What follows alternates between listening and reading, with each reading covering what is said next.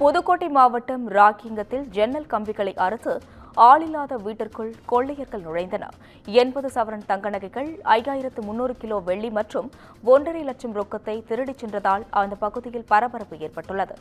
இதுகுறித்து விவரங்களை வழங்குவதற்காக செய்தியாளர் சுவாமிநாதன் இணைப்பில் உள்ளார். வணக்கம் சுவாமிநாதன், இதுகுறித்த விவரங்களை பகிரலாம். அஸ்வினி, புதுக்கோட்டை மாவட்டம் ராங்கியத்தில் தனது பெண்ணின் பட்டமளிப்பு விழாவிற்கு சென்று திரும்பிய விவசாயிக்கு அதிர்ச்சி காத்திருந்தது. அது என்னவென்றால், அவரது வீட்டில் கிட்டத்தட்ட மர்ம நபர்கள் உள்ளே புகுந்து ஜன்னலை அறுத்து கிட்டத்தட்ட 80 சவரன் நகையை கொள்ளையடித்து சென்ற சம்பவம் பெரும் பரபரப்பை ஏற்படுத்தியுள்ளது. புதுக்கோட்டை மாவட்டம் ராங்கியத்தைச் சேர்ந்த விவசாயி அழகர்சாமி, இவர் LIC முகவராகவும் இருந்து வந்துள்ளார்.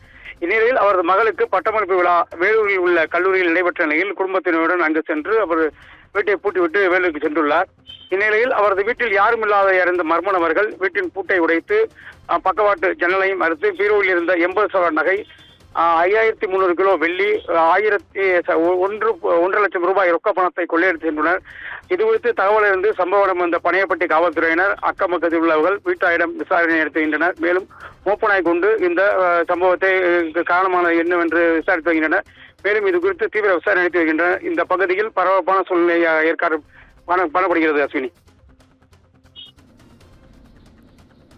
கூடுதல் விவரங்களுக்கு நன்றி சுவாமிநாதன்.